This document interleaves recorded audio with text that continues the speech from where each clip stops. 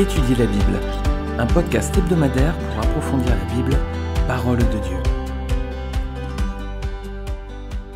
Bonjour à tous, j'espère que vous allez très bien par la grâce de Dieu. C'est le week-end de Pâques, alors je vous propose un épisode un peu bonus pour regarder ensemble Pâques dans le livre de Josué. Mais avant de regarder cette évocation de Pâques dans Josué, on va tout d'abord regarder la première Pâques de l'Ancien Testament pour bien comprendre la signification de ce message. Alors l'institution de la première Pâques a lieu juste avant que le peuple d'Israël ne sorte d'Égypte. On trouve ce passage dans le livre de l'Exode, vous pouvez relire au chapitre 12. L'Éternel demande aux Israélites de sacrifier un animal, un agneau plus précisément, dans un contexte qui est un peu particulier. Israël, à cette époque, est opprimé en Égypte. Ça fait plusieurs siècles qu'ils sont en esclavage. Il est loin le temps à présent où Joseph a fait venir Jacob et ses frères qui étaient en Canaan. Il les a fait descendre parce qu'il y avait une famine et puis il les a fait s'installer en Égypte. Vous vous rappelez, quand on a étudié le livre de la Genèse, on a étudié tout particulièrement les derniers chapitres de ce livre. Vous pouvez réécouter ces podcasts. Il est loin ce temps où Joseph et Jacob et tout le reste d'Israël étaient bénis dans cette contrée égyptienne. À présent, le temps a passé, les gens ont oublié, et puis Israël est opprimé et est tombé dans l'esclavage. Alors l'Éternel suscite un libérateur en la personne de Moïse. Quand on est à Exode 12, Dieu a déjà envoyé 9 plaies redoutables à Pharaon pour qu'il libère Israël, qu'il le laisse aller. Mais le cœur de Pharaon n'a pas cédé, il s'est endurci. Alors cet événement de Pâques précède la plaie suivante, la dernière, la plus terrible, c'est la mort de tous les premiers-nés de l'Égypte.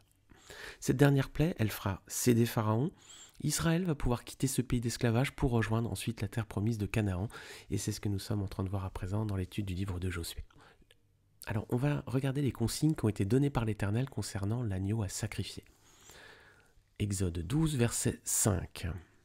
Voici le descriptif. Ce sera un agneau sans défaut, mâle, âgé d'1 an. Vous pourrez prendre un agneau ou un chevreau. Voilà, ce sera un agneau sans défaut, mâle, âgé d'1 an. Alors ce qu'on peut dire donc déjà, ça devait être un mâle, il devait être pur et il devait être jeune. Voilà. Et qu'est-ce qu'on devait faire de cet agneau ? Eh bien regardez versets 6 et 7. Vous le garderez jusqu'au 14e jour de ce mois et toute l'assemblée d'Israël l'immolera entre les deux soirs. On prendra de son sang et on en mettra sur les 2 poteaux et sur le linteau de la porte des maisons où on le mangera. Voilà, donc cet animal doit être un mâle, pur, jeune, et son sang doit ensuite être répandu sur les bords des portes des maisons. Pourquoi faire ? Le sang de cet agneau devait protéger le peuple d'Israël. En effet, lorsque la mort allait venir frapper les premiers-nés d'Égypte, elle passerait par-dessus la porte des maisons. C'est la signification du mot Pâques, littéralement Pâques, ça veut dire passer par-dessus. Là, je ne détaille pas tout le chapitre d'Exode 12, mais je vous invite vraiment à faire une pause sur ce podcast et puis à relire le chapitre tout entier. Donc le sang de cet agneau était pour le peuple le signe du salut. Cette première Pâque donc, dans l'Ancien Testament était donc une préfiguration. Elle annonçait de façon encore cachée un autre événement plus important qui allait intervenir dans le futur, et c'est ce qu'on va voir un tout petit peu plus tard. Mais auparavant, on va avancer dans l'histoire, on va avancer dans la Bible, et on va regarder maintenant une mention de la fête de Pâques dans le livre de Josué. On trouve cette mention dans Josué 5, versets 10 à 12. Je vais lire ce passage. Les enfants d'Israël campèrent à Gilgal et ils célébrèrent la Pâque le 14e jour du mois, sur le soir, dans les plaines de Jéricho. Ils mangèrent du blé du pays le lendemain de la Pâque, des pains sans levain et du grain rôti. Ils en mangèrent ce même jour. La manne cessa le lendemain de la Pâque. Quand ils mangèrent du blé du pays, les enfants d'Israël n'eurent plus de manne, et ils mangèrent des produits du pays de Canaan cette année-là. Alors on voit au verset 10 que les Juifs célèbrent la première Pâque en terre promise. Dès qu'il entre en Canaan, le peuple d'Israël va renouer avec les commandements de Dieu, avec son alliance. C'est ce qu'ils n'avaient plus fait pendant qu'ils étaient au désert. Il n'y a plus de circoncision. Là, ils vont se circoncire de nouveau. On ne l'a pas lu dans le texte, mais c'est dans Josué 5. Et puis, ils vont prendre la Pâque. Savez-vous combien de fois le peuple juif avait-il déjà célébré la Pâque avant celle-ci ? Seulement 2 fois. Une première fois avant la sortie d'Égypte, ça c'est dans Exode 12 qu'on a lu précédemment. Et puis ensuite, lorsqu'ils sont au désert, ils vont la prendre une deuxième fois au Sinaï. Et puis après, durant la traversée du désert, ils vont plus prendre la Pâque. C'est donc la 3e fois ici qu'ils mangeaient cette représentation, cette préfiguration donc, d'un événement plus important qui viendra. Alors on voit verset 12 que c'est une nouvelle étape pour Israël, la page des 40 années au désert se tournent, ils ont renoué à présent avec les prescriptions de Dieu, les hommes d'Israël se sont de nouveau circoncis, ils ont mangé la Pâque, maintenant la manne cesse. Eh bien voilà, c'est le moment à présent de prendre pleinement possession du pays que Dieu avait promis à Abraham de donner à sa descendance. Et il commence déjà par manger les fruits du pays. Alors si la première Pâque était une préfiguration, cette Pâque dans le livre de Josué est une confirmation. Elle confirme à la fois l'obéissance du peuple au commandement divin, Israël renoue avec les commandements de Dieu. Elle confirme également l'appartenance du peuple au Seigneur comme peuple de Dieu à part entière. Et puis cette Pâque confirme également la fidélité de Dieu, qui renouvelle ses bontés et qui accomplit ses promesses envers son peuple. Alors voilà, 2 Pâques, une Pâque dans l'Ancien Testament au temps de l'Exode, qui était une préfiguration, une Pâque toujours dans l'Ancien Testament au temps de Josué, qui était une confirmation. Et bien on va regarder à présent la première Pâque dans le Nouveau Testament. On fait un bond dans l'histoire, on se retrouve 1400 ans plus tard, autour de l'an 0 de notre ère. On retrouve notre Seigneur et Sauveur Jésus-Christ qui va manger la Pâque avec ses disciples et on trouve ce texte dans Luc 22. Alors quel est le contexte ici de cette première Pâque dans le Nouveau Testament ? Eh bien il s'agit de la dernière soirée de Jésus-Christ avec ses disciples. Dans la nuit après ce repas, Christ va être arrêté, interrogé, frappé, jugé, puis condamné et mis à mort. Alors il y a bien un agneau qui va être sacrifié lors de cette fête, oui c'est vrai, durant cette fête de Pâques, et Jésus va le manger de cet agneau auparavant. Mais cette fois, c'est Jésus-Christ lui-même qui va être sacrifié. C'est lui dont Jean-Baptiste avait dit, dans Jean chapitre 1 verset 29, « Voici l'agneau de Dieu qui enlève le péché du monde ». Paul ensuite va même dire aux Corinthiens, « En effet, Christ, notre agneau pascal, a été sacrifié pour nous ». Voilà, 1 Corinthiens chapitre 5 versets 6 à 8. Rappelez-vous, l'agneau avait une spécificité, on l'a vu au tout début, ce devait être un mâle, sans défaut et jeune. Jésus-Christ a parfaitement rempli ces conditions, car il était lui-même sans péché. Regardez avec moi 1 Pierre chapitre 2 versets 22 à 24. Qui mieux que l'apôtre Pierre peut nous donner une description précise du Seigneur Jésus ? Il l'a côtoyé, il est resté avec lui durant toutes ces années de ministère, et voilà ce qu'il nous dit, voici le témoignage qu'il rend de Jésus-Christ. 1 Pierre chapitre 2 versets 22 à 24. Lui qui n'a pas commis de péché, et dans la bouche duquel on n'a pas trouvé de tromperie. Lui qui insultait ne rendait pas l'insulte, maltraitait ne faisait pas de menaces, mais s'en remettait à celui qui juge justement. Lui qui a lui-même porté nos péchés dans son corps à la croix, afin que, libérés du péché, nous vivions pour la justice. C'est par ses blessures que vous avez été guéris. Voilà quel témoignage de l'apôtre Pierre qui a vraiment connu de très très près le Seigneur Jésus-Christ. Il a marché avec lui, il est resté avec lui durant ces années de ministère et il nous rend un témoignage magnifique et incroyable, éblouissant ici. Alors, 3 Pâques à 2 époques et sous 2 alliances différentes qui présentent de nombreuses similitudes. L'agneau, l'agneau de Dieu qui ôte les péchés du monde, cet agneau était pur, et puis il était jeune aussi, Jésus-Christ est mort à 30 ans, voilà, nous avions au départ l'image d'un agneau qui devait être jeune, Jésus aussi est mort jeune. Alors 3 Pâques à 2 époques et sous 2 alliances différentes. Alors elle présente de nombreuses similitudes, à chaque fois il y a un agneau qui est sacrifié, il est pur, sans défaut, il est jeune, il est mis à mort pour expier les fautes du peuple. Mais il y a ici une différence essentielle entre les Pâques de l'Ancien Testament et la Pâque du Nouveau Testament. C'est que Christ est mort, oui, c'est l'agneau de Dieu qui a été mis à mort pour nous, pour expier nos péchés. Christ est mort, mais bien plus, les amis, bien plus, il est ressuscité. Et c'est avant tout ceci le message de Pâques. Christ est mort pour les péchés du monde. C'est lui l'agneau qui devait être immolé. Et quand il donne son corps en sacrifice sur la croix, Christ paye à notre place le châtiment que nous méritions pour avoir péché contre Dieu. C'est le sacrifice de Christ qui nous sauve de la mort, comme l'agneau de la première Pâque. Mais Christ n'est pas seulement mort, il est aussi ressuscité. Voilà, la mort a été vaincue, Christ a triomphé. Il s'est relevé de la tombe, il est ressuscité le 3e jour. Voilà, l'agneau, lui, est resté mort. Il n'est pas ressuscité, l'agneau, dans la Pâque de l'Ancien Testament. Christ, lui, est vraiment ressuscité. Il a triomphé sur la mort, il l'a vaincu, et à présent, il offre ce cadeau, sans prix, tellement il est précieux, ce cadeau de la vie éternelle à tous ceux qui se confieront en lui. Alors cette première Pâque du Nouveau Testament, qu'est-ce qu'elle représente ? La première Pâque d'Exode 12, c'était une préfiguration. Celle du livre de Josué, c'était une confirmation. À présent, cette Pâque du Nouveau Testament est une révélation. La Pâque en Égypte, ça préfigurait Jésus-Christ. C'était une préfiguration. Préfigurait cet agneau de Dieu qui, par son sang, sur la croix, allait ôter le péché du monde. Mais ce qui était secret à l'époque de Moïse et à l'époque de Josué est à présent pleinement révélé. L'agneau pascal sacrifié au temps de Moïse trouve à présent son explication, sa justification, et à présent on en a donc la complète révélation. Alors voilà les amis, Jésus n'est pas seulement mort pour les péchés du monde, il est aussi ressuscité, c'est aussi ça le message de Pâques, et c'est même surtout cela le message de Pâques. Christ n'est pas resté enfermé dans le tombeau, il a aussi vaincu la mort et il est revenu à la vie. Et c'est la même image qu'on trouve dans l'Ancien Testament. Le peuple d'Israël, quand il est sorti d'Égypte pour rejoindre Canaan, il est passé aussi au sens figuré de la mort à la vie aussi. Il était esclave en Égypte. Quand il sort d'Égypte pour rejoindre Canaan, voilà, il se passe de la mort à la vie, c'est une préfiguration.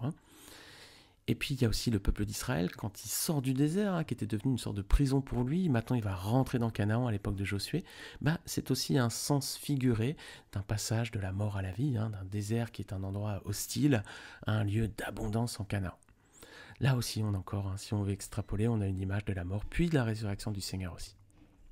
Alors les amis, pourquoi est-ce que c'est important de croire que Jésus est bien ressuscité ? Après tout, on pourrait dire Jésus est mort pour les péchés du monde, alléluia, amen, et ça pourrait être suffisant. Pourquoi est-ce que c'est important de bien croire que Jésus est ressuscité ? Eh bien, regardez avec moi Romains 10, verset 9. Vous allez voir que c'est absolument capital de croire dans la résurrection du Seigneur. Romains 10, verset 9. « Si tu reconnais publiquement de ta bouche que Jésus est le Seigneur, et si tu crois dans ton cœur que Dieu l'a ressuscité, tu seras sauvé. » Voilà, vous voyez, c'est capital ici, regardez. C'est pas écrit « Si tu reconnais publiquement de ta bouche que Jésus est le Seigneur, tu seras sauvé », mais bien, si tu reconnais publiquement de ta bouche que Jésus est le Seigneur, et si tu crois dans ton cœur que Dieu l'a ressuscité, tu seras sauvé. Donc, croire que Jésus a existé, ça suffit pas pour être sauvé. De même que croire que Jésus est le Seigneur, ça suffit pas non plus. Il faut encore autre chose. Si tu reconnais publiquement de ta bouche que Jésus est le Seigneur, première étape, mais il y en a une seconde. Et si tu crois dans ton cœur que Dieu l'a ressuscité, alors tu seras sauvé. Rappelez-vous du brigand sur la croix, Luc 23, verset 42. Voilà ce qu'il dit au Seigneur. Ils sont tous les deux sur la croix, ils sont crucifiés tous les deux, ils vont mourir. Et puis voilà ce que cet homme dit. « Souviens-toi de moi, Seigneur, quand tu viendras dans ton royaume. » Et que lui répondit Jésus ? « Aujourd'hui, tu seras avec moi dans le paradis. » Regardez bien ce qu'il dit cet homme. « Souviens-toi de moi, Seigneur. » Ça veut dire qu'il a reconnu publiquement de sa bouche que Jésus est le Seigneur. Première étape. Et ensuite, il dit « Quand tu viendras dans ton royaume ». Ça veut dire qu'il croyait dans son cœur que Dieu allait le ressusciter, parce qu'il le voyait en train de mourir, mais il disait « Quand tu vas revenir dans ton royaume, souviens-toi de moi ». Ça veut dire qu'à la fois, il confesse Jésus-Christ comme Seigneur, « Souviens-toi de moi, Seigneur », mais en même temps, il confirme qu'il croit que Dieu va le ressusciter lorsqu'il dit « Quand tu viendras dans ton royaume ». Jésus lui répond donc « Aujourd'hui, tu seras avec moi dans le paradis ».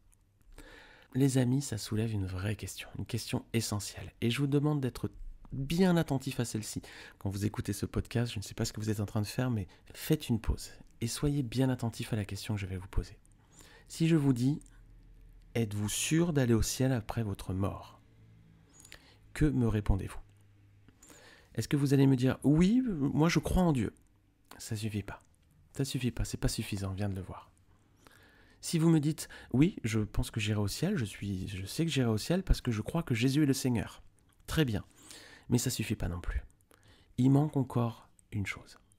Si vous me dites oui, car je crois que Jésus est mort sur la croix, eh bien les amis, ça suffit toujours pas. Vous avez dit oui, je crois en Dieu, vous avez dit oui, je crois que Jésus est le Seigneur, et vous avez dit oui, je crois que Jésus est mort sur la croix. Amen, mais c'est pas encore suffisant. Pour être sauvé, il faut confesser publiquement de sa bouche que Jésus est le Seigneur et croire qu'il est ressuscité des morts. Romains 19. C'est la raison pour laquelle le message de Pâques est essentiel, parce qu'il annonce à la fois la mort et la résurrection du Seigneur, qui sont les deux conditions indispensables pour recevoir le salut. Alors j'espère que si je vous repose la question à présent, si je vous dis « Êtes-vous sûr d'aller au ciel après votre mort ?»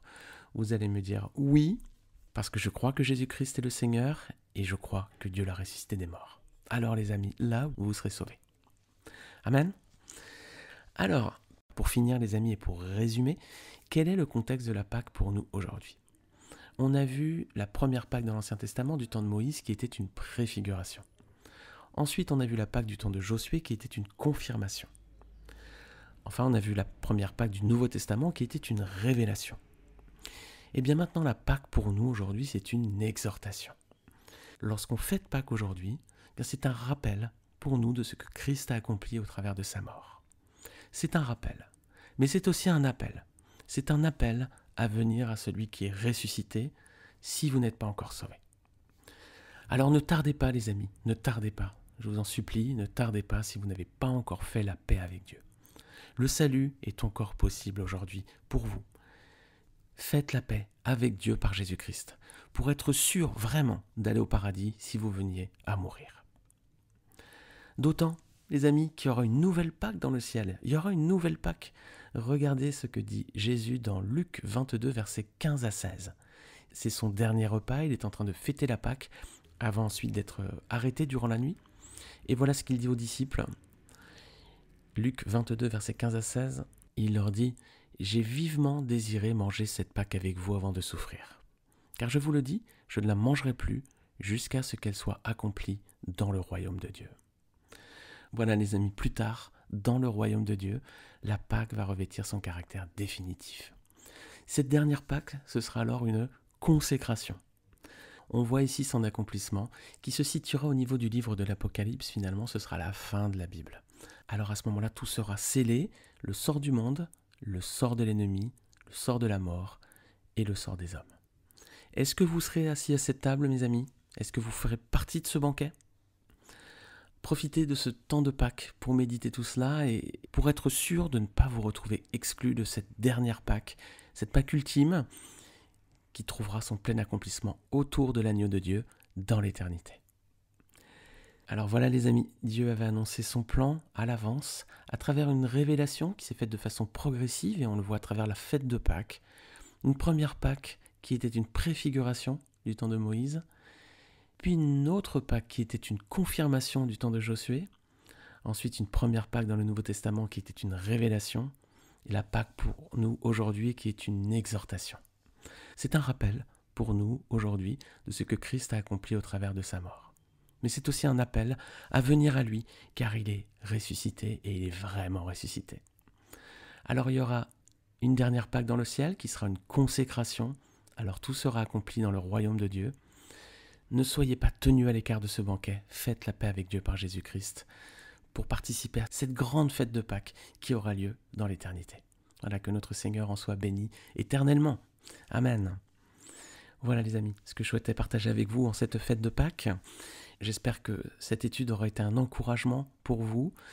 N'hésitez pas à la partager autour de vous, auprès des personnes qui ne sont pas sauvées. N'hésitez pas si vous pensez que c'est peut-être une façon pour eux d'avoir un accès peut-être plus simple à la parole de Dieu, un message qui soit, je l'espère, clair, je l'espère vraiment. En tout cas, les amis, n'hésitez vraiment pas à partager cette étude autour de vous sur les réseaux sociaux, par email, voilà, en partageant un lien. Que le Seigneur vous bénisse, joyeuse fête de Pâques à tous, et encore une fois, Christ est vraiment ressuscité. Gloire à Dieu, à très bientôt les amis.